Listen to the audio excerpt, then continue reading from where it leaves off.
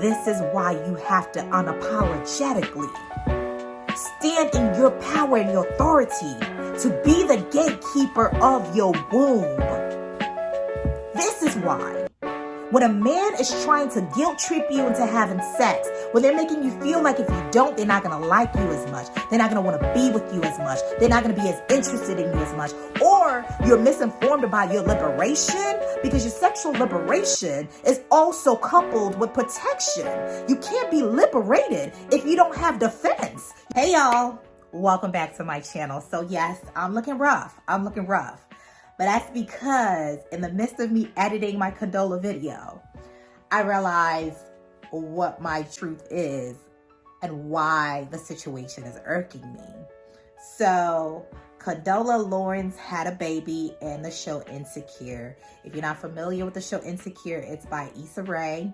It's an amazing show that documents like this Black experience and a Black millennial experience that's not so heavy in the stereotypical things that you find in Black storytelling. Like, because in a way, Black storytelling mostly is to educate, right? Most of the time it's to educate non-Blacks about why we say we have these traumas and the things that the injustices in our communities. And so a lot of times Black shows and Black cinema have these perpetuated stereotypical Black experiences. And I feel like Issa Rae didn't do that with the show. Issa Rae really took a very realistic, very non-quintessential Black experience. Like, it was just like a true millennial hodgepodge of like trying to be middle class, but like just not being on the bottom of, like, you know, being in some ghetto where you just running away from bullets every 5 seconds. Like, that's not the experience she's detailing. She's telling a story about Black professionals finding their way through life and the experiences that we all face at times, right? So I it's a great show. If you haven't watched it, watch it. But Issa's longtime boyfriend, although they've broken up, now is having a baby with someone he had a relationship with for a little bit. It wasn't quite solidified, the nature of the relationship. Like, there were times where it was almost like because she's a little older than him and she's been once divorced. So there was an imbalance of, number one, wants. There was an imbalance of power. There was an imbalance of who was even, like, how the progression of the relationship was even seen. Like, I saw it, knowing the power that you have when you've been married before and you're just kind of like I've done this before. I'm not sure if this is something I really want to do, and being a lot more cautious. So I saw the dynamic that was playing out.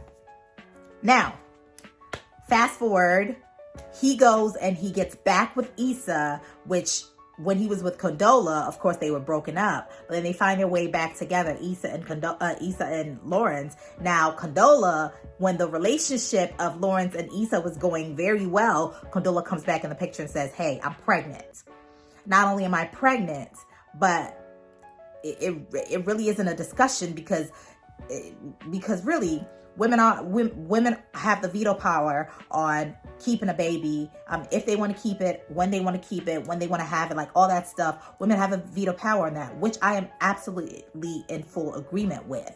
Absolutely. Because at the end of the day, we're the ones that are carrying it. Now, what I didn't like about this situation and how this played out is that so he found out that the girl was pregnant at the end of last season. This season comes in, and the episode that they had to showcase the baby being born, he was more so portrayed as a deadbeat father. She was very, very harsh and demeaning when he was basically walking through the reins of like trying to find his way, being a father. This is a new responsibility to him. And although it was shown that he wasn't there during the pregnancy as much. When the baby came, he was kind of trying to find his way and doing his best, like actually really showing that, listen, I'm gonna try to do my best to be here for this child. What bothers me, which I found out as I was editing the video that I'm just about to post on my commentary on the pregnancy, what bothers me is the self-righteousness that came through. I think that's what bothered me. The demeaning in a very self-righteous way, that's what bothered me. Because at the end of the day, you both were irresponsible laying down. And to be very honest, I put more of the irresponsibility on you, Condola, because you have to be the gatekeeper of your womb. Okay? And I the video that I'm going to post goes into detail about how I feel about gatekeeping as a woman over your sexual entity and your womb and just your whole body in general. But you are the gatekeeper.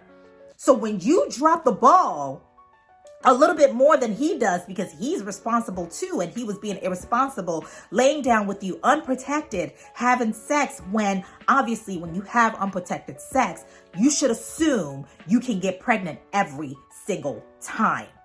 And maybe that's what society has failed us on, that we really don't see it, that this is an opportunity to have a baby every single time you have unprotected sex. I mean, we all we were in health class. Okay, we went to science class. Okay, I don't know how this escapes us, but you know, we've been playing this whole like Russian roulette with our sexual organs and our wombs, that we've become oblivious to this truth, hard fact, that every time you lay down with someone unprotected, you have a chance of having a baby every single time.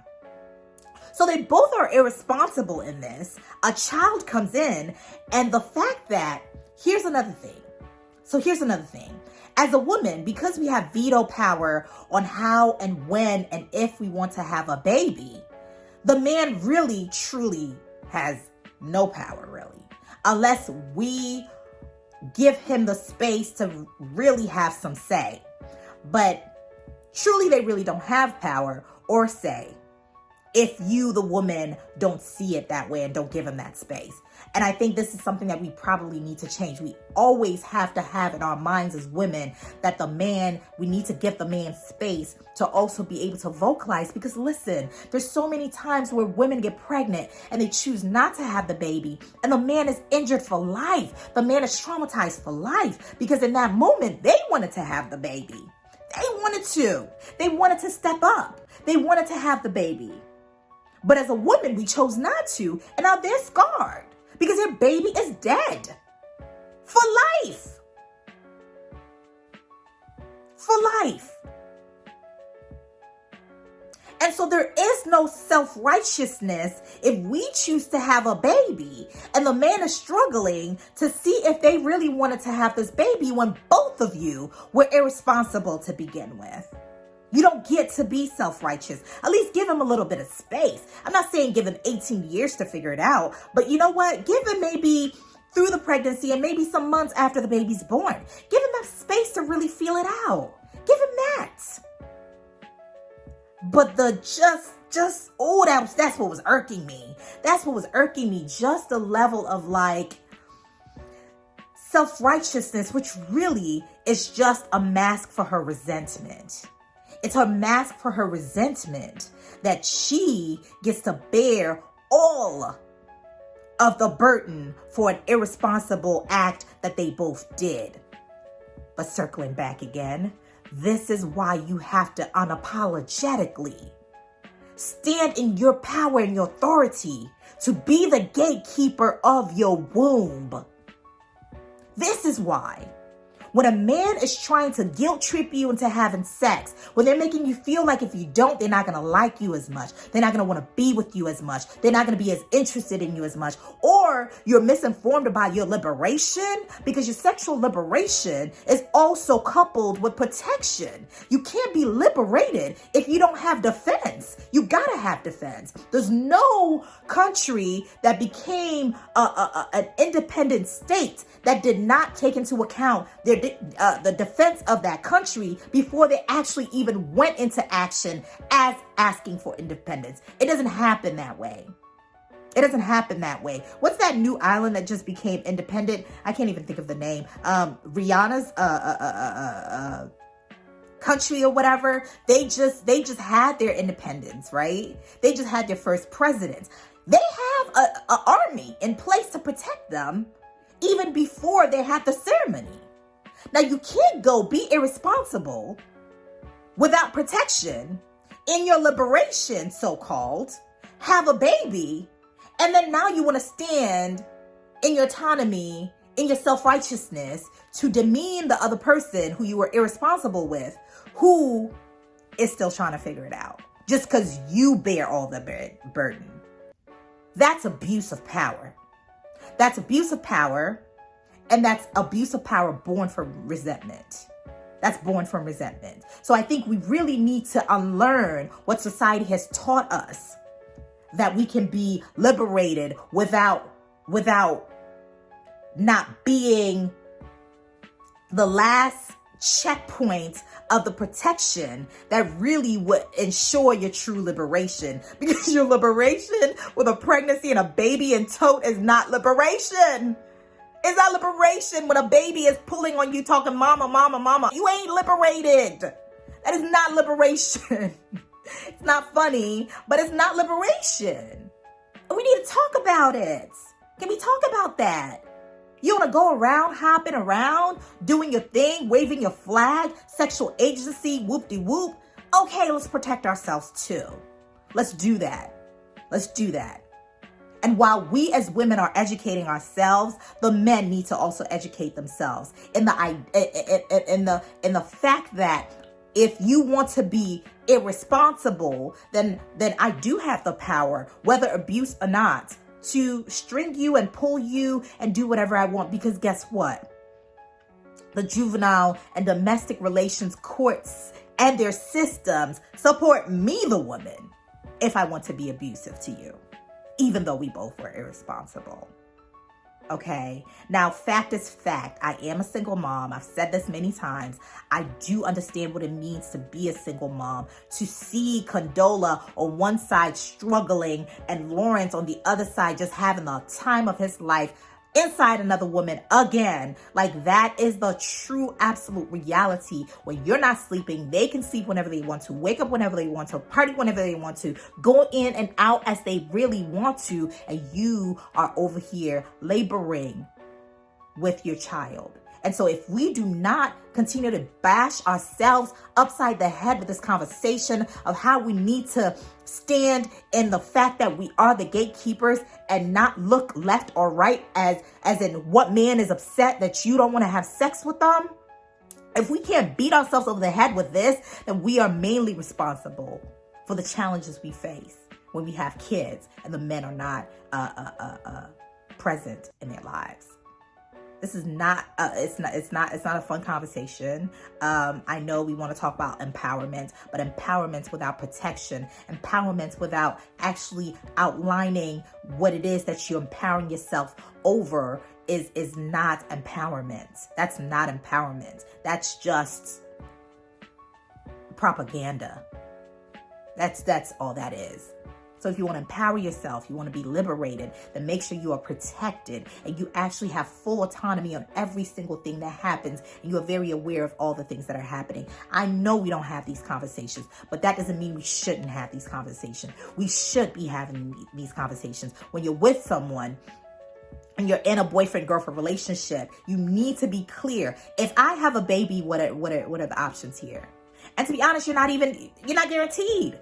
That's why you should be protected every single time. I don't care the words that are coming out of his mouth. Because if his actions and his words are not that is guaranteeing a commitment to you. And the only commitment really that we have is marriage. And even that, there are people in marriages who are not committed to the people they're having babies with. So listen, I laugh to keep from crying, okay? That's really what's going on here. So if you see me chuckling, that's really what it is. But the truth of the matter is, like, you have to be very diligent in making sure that you are protective of your womb, and you are protective of your autonomy, and you are protective of the liberation that you are claiming when it comes to your sexual agency. And that is why I'm mad at Condola, okay? I read an article saying that she thinks that people who are coming for her are being misogynistic. No, honey, no. Maybe some are. Maybe some have internalized it. But I think for me, it's more so about us really looking in the mirror and reclaiming. And this is not me reprimanding. This is just me more so trying to scrape the wool off our eyes to see that liberation without protection is not liberation. It's not liberation. It's just a trap that we are setting ourselves, we're putting ourselves in. Now, there's a difference between just going out there and just sleeping with anyone just because you just want to just be loose and you want to please people and just sleep with them. But if you're still liberated and you're still not protected, in a way, you are being loose. You are being loose. So we really need to re-examine these things and unlearn what society has tried to teach, a patriarchal society has tried to teach us, and really stand in our own autonomy when it comes to true liberation, and couple that with protection so that we do not end up in a situation like Condola, resentful and demeaning a man for something that we were also partly responsible in. Oh, and can we talk about the family? Y'all, can we talk about the family though? Lord have mercy. Can we talk about the sister? Okay? Making it seem as if it's a deadbeat situation. Listen, I have all kinds of feelings about this. Because I've seen experiences of loved ones, of friends, of family members where the female, because they're choosing to have the child, just has this self-righteous really resentment masked as self-righteousness in how they treat the man when he is trying, okay? When he is trying, or even more so just being a father, and they just mad just because they probably didn't want a baby with this man anyway. So yeah, I have many feelings about that, but I'm gonna end it here. If you have any comments, if you have any thoughts, please put it in the comment section, because we all have different perspectives and different point of views. And many times I go on people's channel, I listen to their rants, and I'm just like, I don't feel that way with you. I'm not on the same page with you. And it's not about really canceling me just because I have a different opinion. You can voice your opinion down in the comment section too. And maybe you may change my mind on certain things. Maybe there's something that I didn't really look at clearly, and we can really have a dialogue about that, so we can both expand in our growth and, not be stagnant in the way that we think. So yeah, if you have anything, leave it in the comment section. I appreciate you watching this video. I appreciate you bearing with me, looking rough, okay? Yeah, all of that. But yeah, until my next video, thank you for watching. Have a blessed day. Bye.